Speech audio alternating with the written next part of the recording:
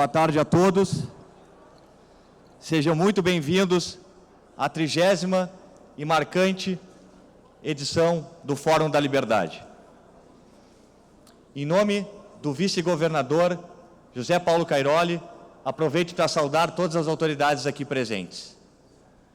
É com imenso prazer e com grande honra que eu chamo ao palco o convidado especial para a palestra inaugural do 30º Fórum da Liberdade, senhor João Dória, prefeito eleito da cidade de São Paulo.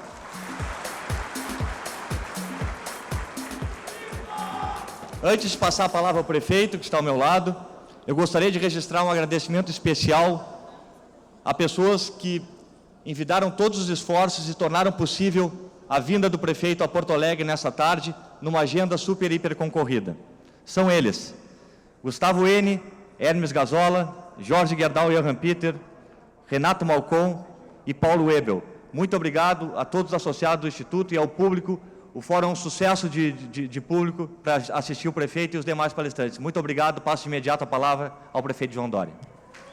Bom, muito obrigado. Olha, estou muito feliz de estar aqui, ao lado de vários amigos, amigos que cultivei ao longo de toda uma vida, e eu queria saudar a todos, em nome do Jorge Gerdau, meu querido amigo, mentor, amigo querido de tantos e tantos anos, um exemplo de empresário, um homem que ama o seu país e que faz muito pelo Brasil. Portanto, em seu nome, eu saúdo os empresários, as empresárias que aqui estão e aos estudantes, aqueles que participam do Fórum da Liberdade. Vamos tentar ir direto ao assunto, sem os rapapés, até porque lá na Prefeitura nós acabamos com tudo isso. Não tem mais Sua Excelência, Excelentíssimo, nada disso. Abolimos a gravata e fazemos lá uma gestão diferenciada e participativa. Hoje, coincidentemente, é o dia de número 100. 100 dias da nossa administração à frente da Prefeitura da cidade de São Paulo. Eu mantive o compromisso, apesar de toda a pressão. Hoje é um dia especialmente demandado por ser o 100º dia do prefeito. Começamos o dia hoje às 7 da manhã, como normalmente todos os dias começa a nossa gestão, né, assim, sábados e domingos inclusive. E hoje começamos às 7 horas da manhã, numa reunião de integração com o governo do Estado de São Paulo, a segunda reunião geral de secretários de Estado e secretários municipais. 7 horas da manhã, em ponto, estávamos iniciando essa reunião e, na sequência, às 10 horas, na sede da Prefeitura, fizemos uma ampla reunião com a bancada, com vereadores, com os nossos parceiros de governo, para apresentar o programa que realizamos nestes 100 dias. Mas eu queria aqui falar muito sobre liberdade e democracia. Sei que essa é a essência, essa é a base deste fórum, mas isso também tem a ver com eficiência de gestão. Vocês provavelmente tenham acompanhado aqui à distância as razões que me motivaram a disputar as eleições em São Paulo. Eu sou empresário, 45 anos de atividade empresarial, pai de 3 filhos, um casamento com a Bia, minha esposa, 25 anos de casamento.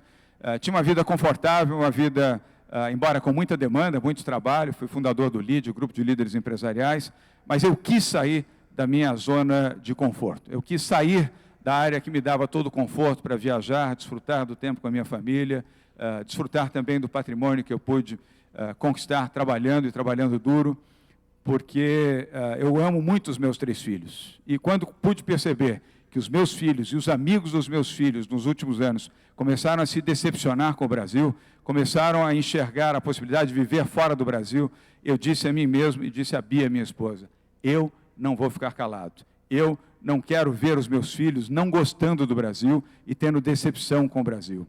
Portanto, a minha maior motivação para disputar, primeiro dentro do PSDB, as prévias do PSDB, as primárias do meu partido em São Paulo, e depois a disputa pela Prefeitura, foi exatamente o descalabro do Brasil, o desastre que o Partido dos Trabalhadores, o PT, Lula, Dilma e companhia, promoveram no nosso país. Essa foi a minha grande motivação para disputar a eleição e, felizmente, como alguém que chegou dentro do próprio PSDB, vejo aqui vários integrantes do Legislativo do PSDB e do Executivo aqui na capital, que, aliás, tem um grande prefeito, Nelson Marquesan Filho, vai ser um dos grandes expoentes na vida política e na gestão pública aqui no Rio Grande do Sul e nacionalmente também. Mas quando cheguei, Jorge, você acompanhou isso de perto, porque você vai muito a São Paulo. Renato, eu era inexistente. Aliás, diziam, nem precisa de prévia, já está tudo resolvido em São Paulo, não é preciso prévia em São Paulo. Graças a um democrata chamado Geraldo Alckmin, ele disse, não, não, não, não, as prévias vão existir. Prévias são importantes para que você possa consolidar e ter a convicção democrática do voto dos filiados do PSDB. Mas foi duro. Se não fosse o governador ser o avalista de que as prévias deveriam existir, eu não era o candidato dele.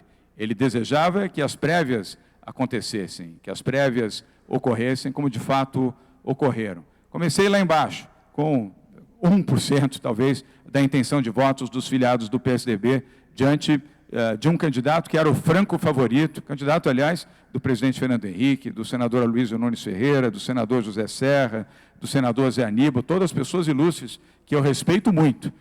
Candidato dos deputados estaduais, deputados federais, eu não tinha nenhum deputado estadual, federal, senador, e nem o grande nome do PSDB, que é Fernando Henrique Cardoso. Tinha apenas o aval do governador de São Paulo, um democrata, para que eu tivesse o direito de disputar as prévias do PSDB. Fui disputar as prévias, com toda a dificuldade, enfrentando o fogo amigo, faz parte da campanha. Ganhei as prévias do PSDB, contrariando todas as expectativas. Vim para a campanha eleitoral para a Prefeitura de São Paulo, disputando com grandes candidatos. Primeiro, o candidato do PT, o Fernando Haddad. Depois, Marta Suplicy, também tinha sido PT e prefeita. Luísa Erundina, também tinha sido PT e prefeita. 3, o Fernando Holliday, que está aqui, que é vereador, bem eleito de São Paulo, sabe disso. Comecei com 2%. O Celso Russomano tinha 36%. Deputado federal mais votado do país. Parlamentar, de volta à Câmara, onde ele se encontra nesse momento, era o franco favorito, seguido dos 3 do prefeito e 2 ex-prefeitos. De 2 para 5, para 7, para 9, para 13, para 17, para 21, 29, 32, 34, 39, 45, até que ganhei as eleições em primeiro turno, 53% dos votos em São Paulo, vencendo no primeiro turno.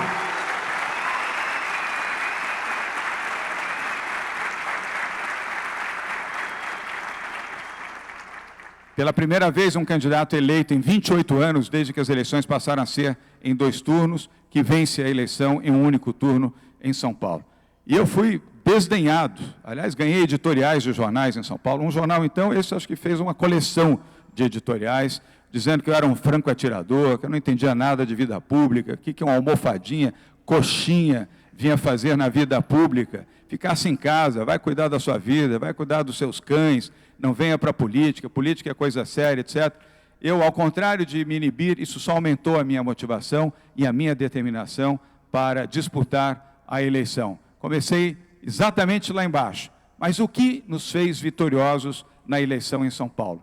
A verdade, falar a verdade, propagar a verdade e estabelecer uma proposta clara de governo. Não ataquei ninguém, não bati em ninguém, não fui maldoso, não fui desleal com nenhum dos candidatos que disputavam comigo. Quem assistiu os debates em São Paulo sabe disso. Em nenhum momento. Não tinha lado B de campanha, não tinha jornalista contratado para falar mal, para poder investigar a vida de ninguém. Apenas apresentei propostas. E essas propostas tiveram o apoio majoritário da população da cidade de São Paulo.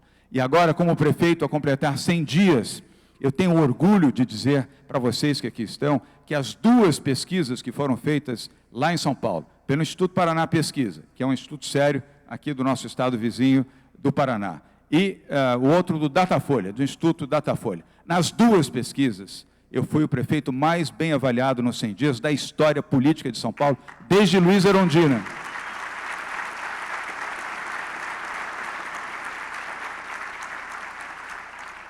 E eu não faço essa referência como um autoelogio, até porque um time fez esse trabalho, um time está fazendo esse trabalho, e um time vai continuar a fazer esse trabalho à frente da Prefeitura de São Paulo. Mas para demonstrar também que logo no início da gestão, fui mais uma vez contemplado com o descrédito, a desconfiança. Né? Foi eleito, mas enfim, quase um acaso, né? Uma onda que proporcionou a eleição e de que nós não seríamos capazes de fazer uma boa gestão. Exemplo típico, saúde. Problema primordial de qualquer cidade brasileira, certamente também é um problema crasso, um problema difícil aqui em Porto Alegre.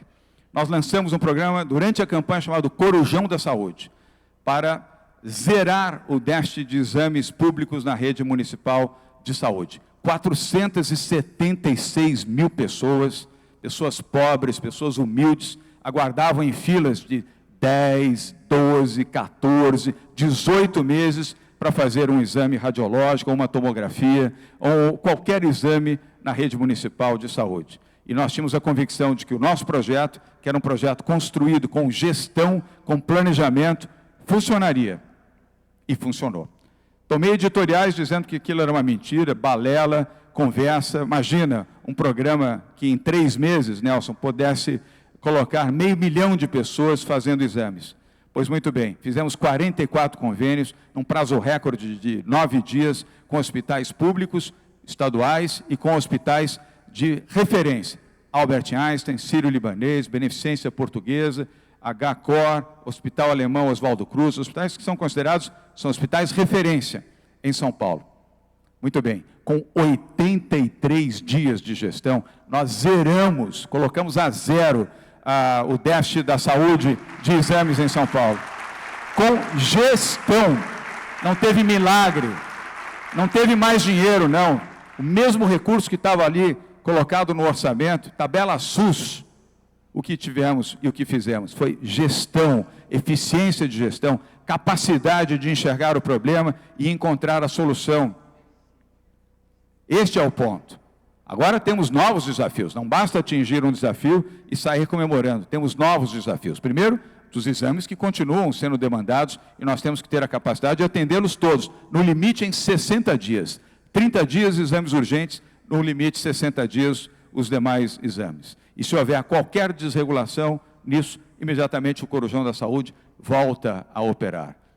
Tínhamos o problema dos medicamentos. A gestão que me antecedeu, por um conjunto de razões, eu não quero aqui discutir, até porque eu não faço gestão olhando o retrovisor. Não vou ficar falando mal do meu antecessor. Eu ganhei dele a eleição, a responsabilidade daqui para frente, de 1º de janeiro para frente, é minha. E eu tenho que assumir essa responsabilidade, não importa se deixou bem ou mal, se deixou déficit, como de fato deixou, mas isso não é o ponto.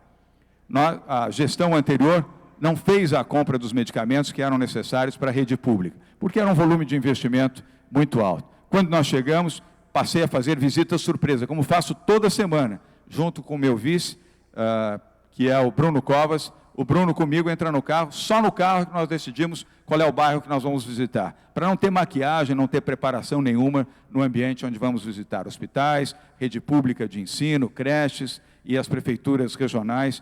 Do carro vamos e sem avisar, só lá quando chegamos é que as pessoas se surpreendem com a presença do prefeito e do vice-prefeito. Constatei na hora a falta de medicamentos e a dificuldade da população, que faziam filas enormes na porta das farmácias na rede pública de saúde. Liguei para o secretário de saúde já na primeira semana. Eu disse: João, nós acabamos de ordenar o programa de licitação pública, Holiday, para comprar medicamentos. Qualquer processo licitatório leva de 120 a 150 dias. Isso é o normal, essa é a forma pública de se fazer dentro da transparência. Eu disse: mas o quê? Nós vamos esperar 120 dias para essa população que está aqui sofrendo, precisando de medicamentos, para colocar medicamentos na rede pública? Não, nós vamos encontrar uma outra forma. Naquele dia, à tarde, telefonei, disparei telefonemas do próprio carro para os presidentes de alguns laboratórios que eu conhecia e outros que pedi ajuda que eles convocassem. 3 dias depois, uma reunião na sede da prefeitura. Lá estavam, todos foram, todos aceitaram o convite. Jorge, presidente de laboratórios franceses, suíços, americanos, alemães, japoneses e brasileiros. E disse a eles: preciso da ajuda de vocês. Nós não temos dinheiro para fazer a compra agora de medicamentos no volume necessário, e se tivéssemos dinheiro, temos uma parte pequena, não teríamos o tempo suficiente para o atendimento à população que precisa de medicamentos. Eu gostaria que vocês avaliassem a doação dos medicamentos que nós precisamos para a rede pública de saúde. Não é coisa pequena, 128 milhões de reais para o atendimento de 3 meses, de 90 dias, de produtos necessários para as farmácias públicas. Conseguimos. O único compromisso que nos pediram foi de que liberássemos um imposto, que é o imposto estadual, o ICMS, que é de 19%. Liguei para o governador Geraldo Alckmin, o governador imediatamente, prontamente atendeu. Mas descobrimos que tinha um negócio do CONFAS, Conselho Fazendário, dos outros 26 estados brasileiros precisavam ter esta aprovação. com a ajuda do governador Alckmin, do secretário da Fazenda do governo do Estado de São Paulo, fizemos um esforço gigantesco, porque a próxima reunião ia ser só depois de 30 dias, não podemos esperar 30 dias, acabamos fazendo reuniões pela internet e os 26 estados aprovaram, conseguimos a doação. Hoje nós temos 83% de toda a necessidade de medicamentos colocada nos postos de saúde da rede pública municipal na cidade de São Paulo. E estamos há 100 dias. Estamos há 100 dias. E é isso, buscando transformação, inovação. É isso que se espera de um gestor à frente de uma cidade. É isso que a população espera dessa nova geração. Essa onda azul, essa onda inovadora que vem tomando conta do país. Felizmente, não é só São Paulo. Há vários outros casos de pessoas, como aqui em Porto Alegre, que estão prosperando à frente da gestão pública, fazendo coisas diferentes, saindo da caixa, saindo daquele procedimento tradicional, lento e modorrento da gestão pública, sem desrespeitar os princípios de transparência e observância aos critérios que são necessários na vida pública. Goste ou não, há que seguir a transparência, isso exige um rito, isso toma tempo, isso desgasta, mas há que seguir. Mas isso não impede que você seja criativo, inovador, à frente de uma gestão pública como nós estamos procurando ser. E isso se faz começando por um princípio que eu aprendi no setor privado. Forme uma boa equipe, forme um bom time. Se você quer ser eficiente, mas seja eficiente fazendo um bom grupo de trabalho. Não há herói solitário, nem no setor privado, nem no setor público. Há bons gestores, há bom comando, há bons exemplos. Fizemos um grande time, um time de gente competente, sem influências políticas. E falamos a verdade com os vereadores, absolutamente a verdade com eles. Aliás, não impedimos que fizessem indicações, não para secretários, mas para outras funções, desde que ficha limpa, currículo e adequação à função. Não há mal nenhum nisso. Agora, nenhum setor da Prefeitura de São Paulo tem domínio de nenhum vereador, de nenhum deputado, de nenhuma corrente política. E para os meus secretários, Rodrigo, não fiz a eles nenhuma pergunta se ele votou em mim, qual era o partido, nada.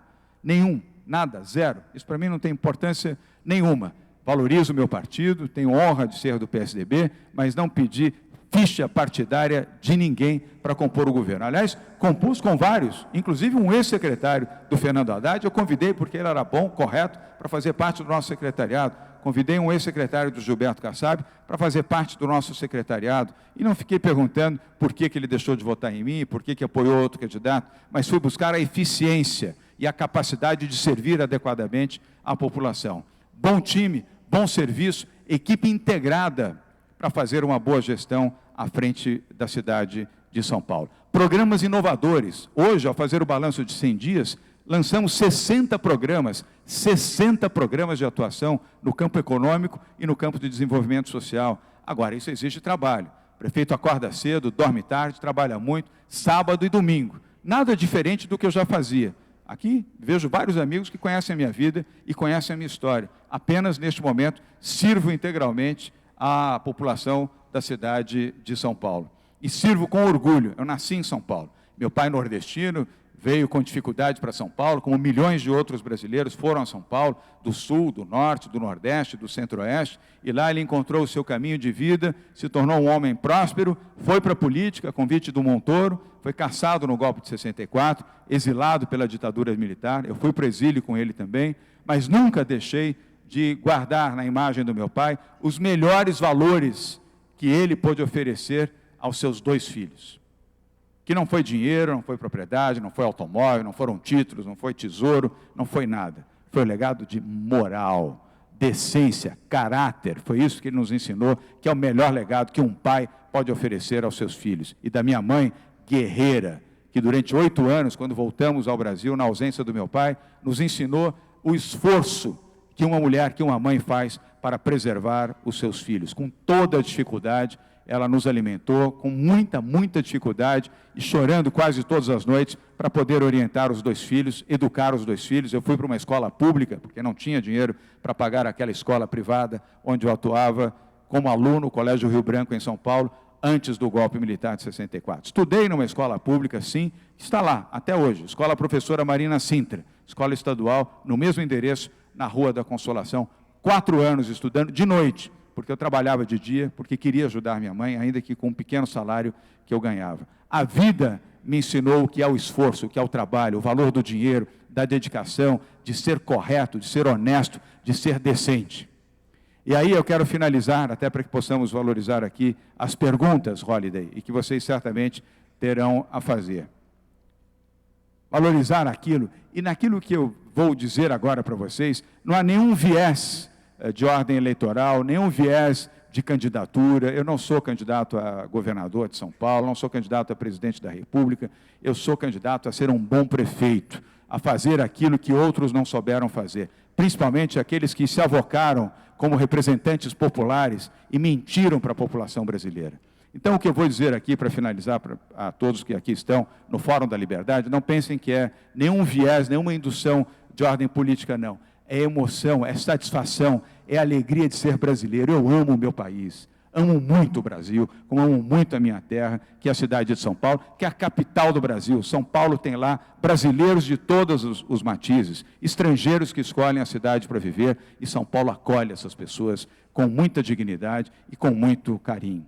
Aquela motivação que eu tive para buscar a eleição, depois do descalabro de 13 anos de PT na administração pública federal e outros descalabros em administrações municipais, em administrações estaduais, continua me motivando a cada dia a ser melhor, mais eficiente, a ser mais correto e principalmente a priorizar os mais pobres e os mais humildes. Porque se nós não tivermos esta capacidade de compreender que temos que combater a miséria, que temos que colocar a nossa força, a nossa capacidade, o nosso esforço coletivo para diminuir as distâncias sociais, daqui a 2 anos, este mesmo cidadão que quase destruiu o Brasil, vai querer voltar para dizer, eu quero ser o salvador do Brasil. Não. Não. Se soubermos...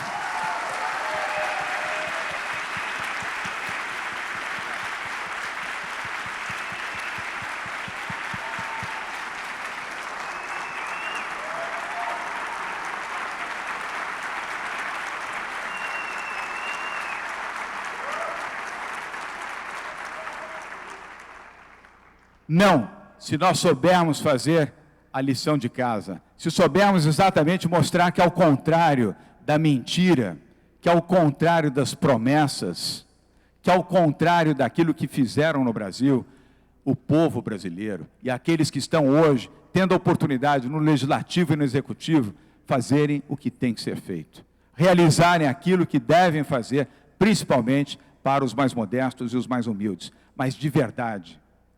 Porque para aqueles que praticam a verdade autêntica, os fins não justificam os meios. Eu digo sempre aos meus filhos, sobretudo os meus 2 filhos menores, tenham orgulho do seu pai que trabalhou a vida inteira para aquilo que vocês têm como patrimônio, ser lição para vocês, não para o conforto, mas para o desafio do trabalho. Porque os meus filhos vão, ao contrário dos filhos daquele cidadão, vão aprender que é com trabalho que se conquista, não é com roubo, não é com usurpação, não é com presente de empreiteira, é trabalhando, se dedicando.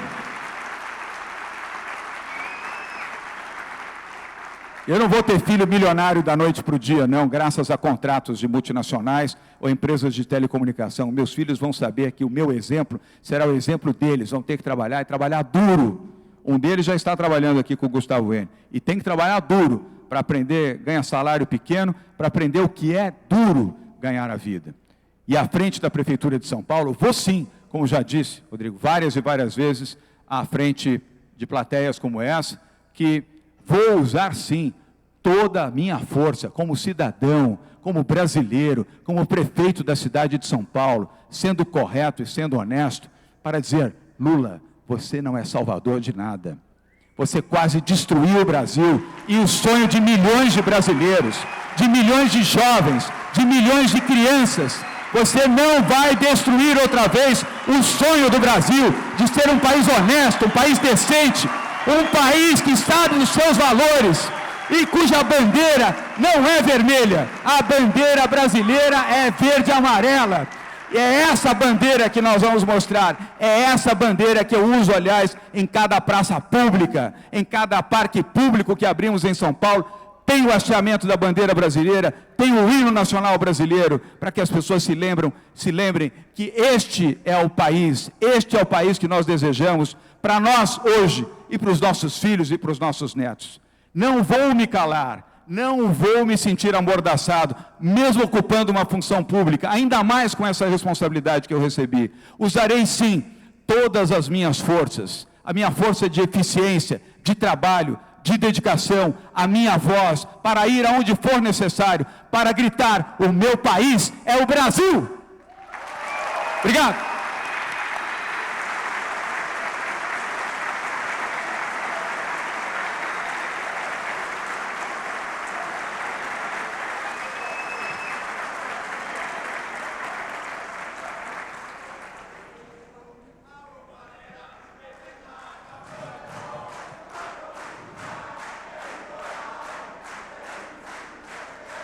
Prefeito, muito obrigado pela sua participação no fórum. A gente sabe quão concorrida é a sua agenda e o esforço que o senhor fez para estar aqui conosco. Eu acho que esse público foi privilegiado por ter escutado as suas palavras. Realmente, né, vendo aqui do Sul, em 100 dias, o que o governo fez em São Paulo, realmente é algo marcante na história da nossa política. Não tenho nenhum receio em falar isso e afirmar diante desse público. Então, parabéns pela sua gestão e trajetória. Vamos aproveitar esses minutos que a gente sabe que o senhor tem que sair às 4 horas, para fazer alguns questionamentos e também tentar, dentro da medida do possível, né, tirar o senhor da zona de conforto, vamos ver onde é que a gente consegue chegar. Uma das bandeiras, né, da gestão pública tem sido a questão da eficiência, né? E a gente sabe o perigo, né, de muitas vezes transferir para políticos em geral termos como, por exemplo, a democracia, a liberdade, que o uso que isso é feito. Na medida em que o perfil gestor, ele de certa forma, acabar passando para a política de forma geral, o senhor vê um risco, né, de outras pessoas usarem esse mesmo discurso, fazendo uso dos números, muitas vezes sem uma fonte segura, sem uma fonte adequada. Até onde pode chegar? Será que não é uma forma de políticos se apropriarem de um termo que tem sido muito bem utilizado pelo senhor e por outras pessoas fora do Brasil como gestão eficiente? É possível, de fato, a gente conseguir fazer uma gestão eficiente no serviço público sem esse receio? E segundo, está relacionado a essa pergunta, com relação a privatizações, a gente sabe o tamanho do Brasil, a gente sabe também o tamanho do Estado brasileiro, burocrático, ineficiente, amorfo, enfim, os adjetivos aqui são inúmeros. Qual a sua visão sobre a privatização? O senhor pretende, em São Paulo, dar margem, dar aso a algum tipo de privatização dentro do Estado, como a gente sabe, é gigante, em termos municipais, inclusive? Olha, Rodrigo, sim, estamos fazendo esse programa de privatização. Aliás, é o mais audacioso programa de privatização municipal já realizado no país. Até porque não há tradição nesse campo, não é nem, eu diria até esse crédito, nem é de grande valor, porque isso não foi feito anteriormente. E diga-se de passagem, é um gaúcho que vem cumprindo essa responsabilidade. O Wilson Poit, que inclusive foi secretário do Fernando Haddad, um bom secretário, um homem corretíssimo, e aqui do Sul, está levando essa experiência, Rodrigo, para a cidade de São Paulo. Programa com 55 campos de atuação. Nós vamos privatizar o Parque Anhembi, o Autódromo de Interlagos, os terminais de ônibus, vamos também colocar no setor privado todo o sistema de cemitérios, o serviço funerário, os programas de concessão de bilhete único, os parques da cidade. Não vai se cobrar ingresso de parque. Aliás, quero deixar claro isso. As pessoas, às vezes, quando falam em concessão, imaginam que as pessoas, para frequentar os parques, vão ter que pagar. Não vão pagar nada. Todos os mercados, imagina, qual é a responsabilidade que tem a prefeitura para ter mercadão? Isso é função do setor privado, não é função do setor público. São 55 áreas de atuação. Nossa expectativa é, no mínimo, a obtenção de 7 bilhões de reais, são 2,5 bilhões de dólares de resultado, e que isso vai ser colocado num fundo, o Fundo Municipal de Desestatização, com a finalidade absoluta, Jorge Gerdau e Nelson, não é para financiar custeio, por isso é que vai para um fundo, é para financiar saúde, educação, habitação popular, infraestrutura e obras para a cidade. É isso. O Estado não tem que administrar centro de convenções, centro de exposições, o setor privado faz melhor isso, com mais eficiência, realizando investimentos para tornar competitiva essa área. Vai gerar mais empregos, não vamos gerar nenhum desemprego, zero, nenhum desemprego, ao contrário, mais e melhores empregos, com melhor salário, melhor plano de gestão salarial, plano de carreira, com melhores condições do que o próprio Estado. Este programa de desestatização já está sendo discutido com a Câmara Municipal de São Paulo. Sábado, nós começamos o debate em audiências públicas em várias áreas da cidade e agora, até o final do mês de abril, início do mês de maio, vamos colocar para ser votado na Câmara Municipal de São Paulo. E eu tenho absoluta convicção que nós teremos a aprovação. Apesar da oposição, que é minoritária, mas que tem todo o direito de fazer oposição, o PT, o PSOL e o PCdoB, mas, com todo o respeito, eu entendo que os demais partidos vão apoiar. E por que vão apoiar, Paulo Weber? Porque qual é o vereador que vai explicar para o seu eleitor que ele foi contra um programa que vai gerar recursos para a educação, recursos para a creche, para a merenda escolar, para os professores, para material de ensino, para colocar tecnologia, mundo digital no ensino? Qual é o vereador que vai explicar para o seu eleitor que ele foi contra melhorias na saúde, investimento para terminar os hospitais e construir novos, terminar as unidades básicas de saúde que estão incompletas, inconclusas, para ter medicamentos, para ter atendimento adequado permanentemente na cidade? Qual é o vereador que vai justificar perante o seu eleitor que ele foi contra um programa que vai gerar recursos para melhorar a mobilidade urbana, o transporte e a rapidez e a eficiência do serviço urbano? Qual é o vereador que vai votar contra um programa que, com recursos, vai permitir um programa de segurança pública melhor, com monitoramento eletrônico e maior eficiência da Guarda Civil Metropolitana? Qual é o vereador que vai explicar para o seu eleitor que ele foi contra um programa que vai gerar recursos para obras e serviços na cidade, sem aumentar um centavo o imposto do cidadão? É isso, é modernidade. E para fazer a modernidade, não nos falta coragem e capacidade de argumentar e colocar isso publicamente, como nós estamos colocando na cidade de São Paulo. E podem ficar certos, será um programa modelar, que pode inspirar outras prefeituras também a seguirem dentro desta mesma linha e deste mesmo racional. Não é gestão política, é gestão operacional, é diferente. Não é gestão ideológica, não há ideologia nisso. A ação efetiva e participativa para melhorar a vida das pessoas e, principalmente, dos mais pobres e dos mais humildes. Muito obrigado. Prefeito, recentemente o senhor, num programa de televisão, afirmou que o destino do político ele é determinado pelo eleitor, né? Na medida em que o político não consegue muito bem mensurar qual será o seu futuro. Hipoteticamente, digamos que as ruas clamem pelo João Dória concorrendo à presidência em 2018. Sei do seu respeito pelo PSDB, Se as ruas clamarem pelo João, o João virá? Rodrigo, até você, hein? Canso de responder isso todo dia. Ontem eu gravei o programa Roda Viva, aliás, um belo programa de entrevistas, que há 30 anos está no ar. Eu acho que passa aqui em Porto Alegre, acho que pela Educativa, né? TV Educativa. Vai hoje às 10h30, se puderem, sintonizem. Excepcionalmente eles aceitaram gravar, porque hoje à noite eu daqui volto para São Paulo e sigo para a Coreia, onde nós temos um programa de desenvolvimento na área de saúde, educação, mobilidade urbana e gestão ambiental, em Seul.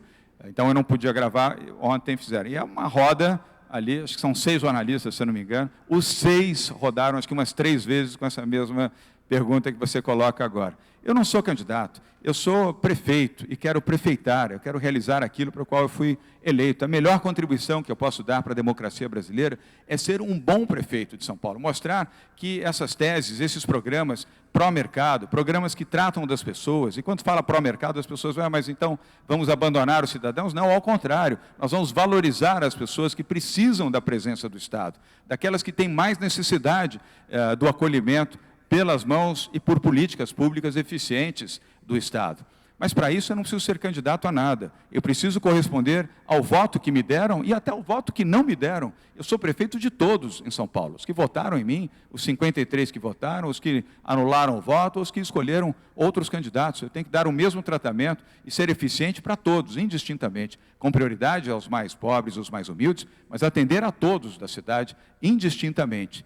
Então, eu não quero estabelecer nenhum princípio daquilo que faço como se eu estivesse postulando candidatura. Não fiz nenhum esforço nesse sentido. Aliás, pedi aos nossos secretários do município que não tratassem desse assunto. Não tenho consultor, não tenho grupo político, não tenho conselho político, nada disso. Faço gestão quase 24 horas por dia, trabalho 18 horas todo dia. É isso que eu faço. E, felizmente, isso está sendo bem avaliado pela população em São Paulo e, felizmente, também por parte da população em outros estados, como é o caso aqui do Rio Grande do Sul e da Porto Alegre, que eu gosto tanto.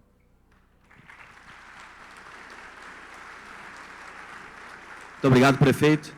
Eu precisava fazer essa pergunta, o senhor... Eu tinha certeza que vinha. A gente tem mais 3 minutos, então eu vou fazer uma pergunta breve também, o senhor pode fazer uso da palavra para se despedir do fórum, certamente na 30ª edição a sua presença aqui foi muito marcante. Quais as atividades que o senhor entende que são essenciais ao Estado e quais o senhor entende que a iniciativa privada de fato pode agir, determinar e influenciar de forma mais decisiva? O senhor entende, o que o senhor entende por Estado mínimo? Reformulando. Eu entendo por Estado eficiente, não é necessariamente mínimo, mas eficiente. O Estado deve estar onde ele é necessário, sobretudo para o atendimento de políticas sociais para as pessoas que precisam da presença do Estado. Eu já me referi a isso aqui, mas vale a pena voltar a falar. Saúde, educação, habitação popular, segurança pública. Estes 4 setores é absolutamente fundamental a presença do Estado. E também desenvolvimento social, que é diferente de assistência social. É desenvolvimento, é a sua capacidade de enxergar a pobreza, enxergar as pessoas em situação de rua, dar o acolhimento, mas ao lado do acolhimento, dar a eles a oportunidade do aprendizado para se tornarem profissionais, para terem um emprego e não viverem eternamente sob assistencialismo. Quem gosta disso é o PT. Por isso é que vai depois buscar resultados eleitorais naqueles que buscam no assistencialismo uma forma de vida. Nós enxergamos diferente disso. Dar a oportunidade para que essas pessoas saiam da miséria e tenham no trabalho cidadania e que tenham pelo trabalho a oportunidade de oferecerem aos seus filhos e às novas gerações condições que eles não tiveram. Então, aí a presença do Estado é fundamental.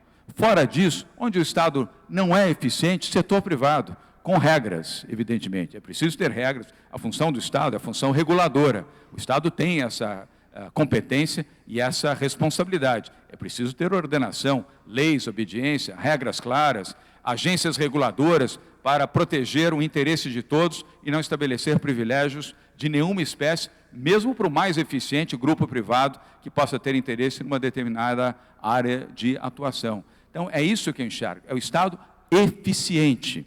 E a eficiência tem que ser buscada. E em São Paulo é exatamente isso que nós estamos fazendo. As nossas reuniões de secretariado, o nosso secretário de gestão, aliás, é um gaúcho, o Paulo Ebel, que está sentado aqui. Aliás, a influência dos gaúchos é enorme lá, hein? O que ele faz, Gustavo, é gestão. 18 horas por dia, programas de gestão. Nós conseguimos, Jorge Gerdau, anteontem fizemos a reunião de secretariado, que aliás começa cedo, 8 horas da manhã, e só fazemos reunião de secretariado aos sábados. Durante a semana, atendimento à população e às suas necessidades. No sábado, a gente faz reunião e faz também mutirão. Então, fizemos o mutirão às 7 da manhã, às 8h30 começamos a reunião de secretariado, e ontem nós pudemos celebrar, reduzimos em 31% linearmente todos os cargos de confiança da Prefeitura de São Paulo. A Prefeitura de São Paulo hoje tem 31% menos de cargos em regime de confiança. E o que aconteceu? Nada. Continuamos a produzir o que produzimos antes e com mais eficiência em 100 dias. Liberamos 1.300 automóveis. Eu mesmo, porque eu preciso de carro, eu já tenho meu carro, para que precisa mais carro, mais automóvel locado, blindado, zero. Anda de Uber, anda de aplicativo, anda de táxi, ajuda a economia da cidade a andar melhor. Porque precisa ter motorista, carro, seguro, pneu. Para quê? Não precisa, não tem necessidade. Só onde for essencial, evidentemente. Serviços de saúde, serviços de atendimento ao trânsito, na área ambulatorial, aí sim, mas fora disso, não tem necessidade. E economia de tudo, economia de água, economia de luz, princípios para a redução de despesas, da pequena despesa à grande despesa. Fazer processos corretos de compras, inclusive com consultorias que foram oferecidas, inclusive aqui. O Jorge Gerdau é pelo Movimento Brasil Competitivo, que está nos ajudando, financiando consultorias nacionais e internacionais para melhorar a qualidade da eficiência da gestão. Compras, por exemplo, para poder reduzir despesas públicas e melhorando a eficiência e, com isso, permitindo que com mais recursos você faça uma gestão melhor. É isso, é a visão moderna. quebra de paradigma, sair daquela linha anterior e principalmente do medo de fazer o enfrentamento. Eu não tenho medo de nada. Primeiro porque durante a campanha disse, vocês talvez tenham lido, acompanhado aqui, que eu, como sou contra a reeleição, eu, se eleito fosse, não disputaria a reeleição. Como não vou disputar, na menor hipótese, eu sou contra a reeleição. Acho a reeleição um mal na política brasileira. Eu espero que na futura reforma política acabem com a reeleição, instituam 5 anos e ordenem as eleições num único período para não submeter o país a cada 2 anos a esse desgaste e dinheiro público para financiamento público de campanhas. Mas enquanto isso não acontece, como eu sou contra, em relação a mim, vou praticar aquilo que eu sempre advoguei. Até porque, não estou dizendo todos, mas muitos, Rodrigo, quando assumem o poder público, já assumem pensando o que vão fazer para se reeleger. E aí você começa a fazer concessões que não deveria fazer. É melhor você ter o espírito preparado, foco integral na gestão, na eficiência, no cumprimento de metas e manter não só a transparência, como a obediência aos princípios que você estabeleceu no início da sua gestão. E, obviamente, humildade. É sempre bom, Nelson, ter humildade para que você possa corrigir os erros, ter a capacidade de reconhecer quando você precisa dar 2 passos atrás para poder dar 3 passos adiante. Isso também faz parte da índole de um bom gestor e um bom empresário. O bom empresário não é um tirano, ele é um líder exatamente porque ele pratica eficiência com humildade. Ele sabe comandar, mas ele sabe ouvir também. Ele tem a capacidade plural e conjuga o plural e não apenas o singular. Então, são essas as boas práticas que nós temos colocado à frente da Prefeitura de São Paulo. E, ao finalizar, eu quero mais uma vez, Rodrigo, agradecer a você, ao IEE, aqueles que promovem o Fórum da Liberdade há tantos anos e que a repercussão daquilo que se discute aqui impacta nacionalmente, impacta o Brasil. E acho que este é um bom momento de mudança, é um momento de inflexão no Brasil. Depois de todos os problemas que nós vivenciamos, 3 anos da pior recessão econômica da história, 13 milhões de desempregados no Brasil, o maior assalto ao dinheiro público da história, 8 bilhões só na Petrobras. 8 bilhões de reais foram sacados, foram roubados da Petrobras. A imagem do Brasil foi para o chão no mercado internacional. Muitos até têm vergonha, muitas vezes, de dizer eu sou brasileiro, quando viajam para o exterior, para não imaginar que aquele que ali está seja um corrupto, alguém que pratique procedimentos dessa natureza. Nós temos que mudar, nós temos que transformar.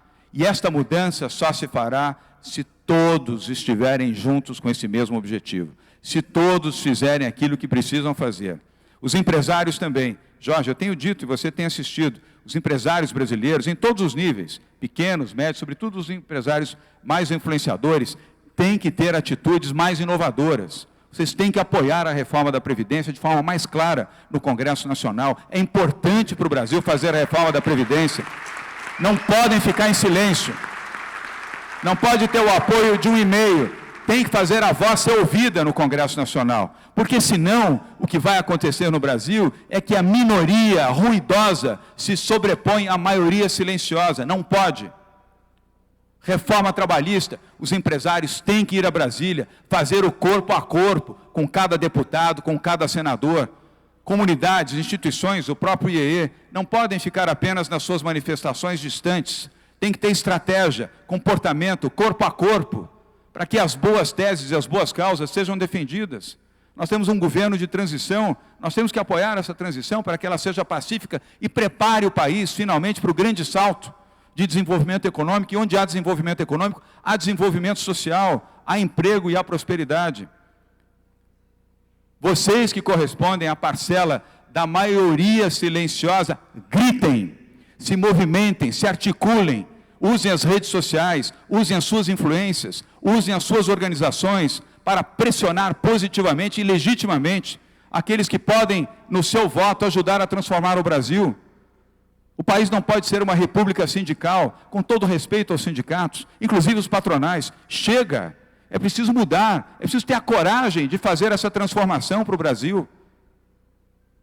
Então fica aqui também uma convocação no Fórum da Liberdade, desta terra que aprecia o valor da liberdade. Mexam-se, gritem, se mobilizem, Esta mobilização pelo Brasil vai ajudar a defender o país daqueles que, na mentira, ainda têm a cara de pau de dizer que vem para a salvação. Quem vai salvar o Brasil somos nós, os brasileiros que são de bem e que têm no coração a verdadeira chama de um país. E volto a repetir, o meu país é o país de vocês, é o Brasil verde e amarelo. Muito obrigado, pessoal. Fiquem com Deus. Obrigado. Obrigado.